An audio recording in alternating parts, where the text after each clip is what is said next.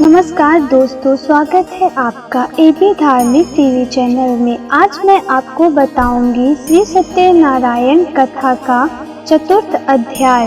वैश्य ने मंगलाचार कर अपनी यात्रा आरंभ की और अपने नगर की ओर चल दिए। उनके थोड़ी दूर जाने पर एक दंडी वेशधारी श्री सत्यनारायण ने उनसे पूछा, हे साधु, तेरी नाव में क्या है?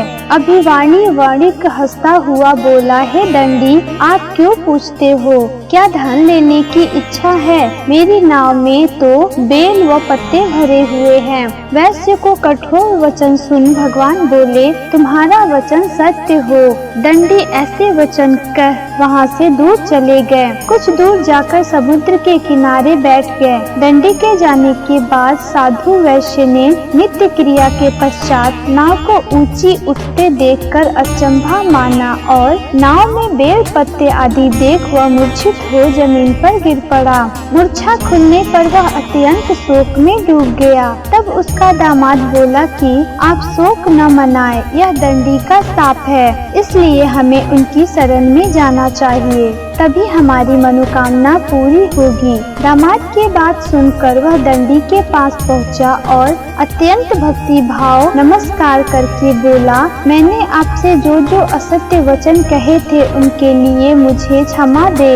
ऐसा कहकर महान शोकातुर हो रोने लगा। तब दंडी भगवान बोले, हे बड़ी पुत्र, मेरी आज्ञा से बार बार तुम्हें दुख प्राप्त हुआ है तो मेरी पूजा से विमुख हुआ। साधु बोला, हे भगवान, आपकी माया से ब्रह्मा आदि देवता भी आपके रूप को नहीं जानते, तब मैं अज्ञानी कैसे जान सकता हूँ? आप प्रसन्न होइए, अब मैं सामर्थ्य के अनुसार आपकी पूजा करूँगा। मेरी रक्षा करो और पहले के समान नौका में धन भर दो। साधु वैश्य के भक्ति पूर्वक वचन सुनकर भगवान प्रसन्न हो गए और उसकी इच्छा अनुसार वरदान देकर अंतर्धान हो गए। ससुर जमाई जब नाव पर आए तो नाव धन से भरी हुई थी। फिर वही अपने अन्य साथियों के साथ सत्यनारायण भगवान का पूजन कर अपने नगर को चल दिए। जब नगर के नजदीक पहुँचे तो दूत को घर पर खबर करने के लिए भेज दिया। दूत साधु की पत्नी को प्रणाम कर कहता है कि मालिक अपने दामाद सहित नगर के निकट आ गए हैं।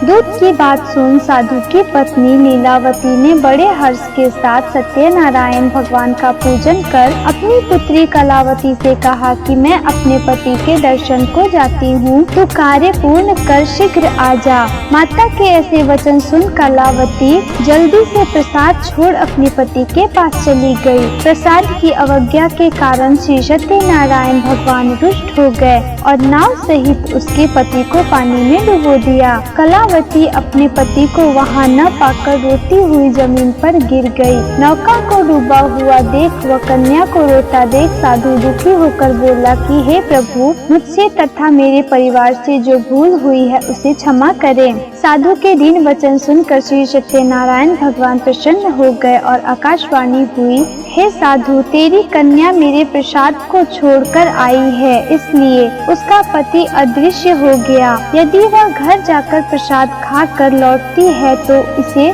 इसका पति अवश्य मिलेगा।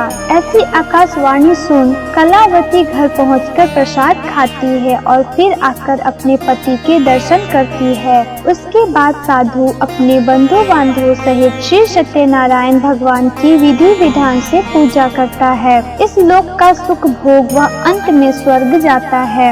इति श्री सत्यनारायण व्रत कथा का चतुर्थ अध्याय संपूर्ण। श्री सत्यनारायण भगवान की जय। आशा करती हूँ आपको ये जानकारी पसंद आई होगी।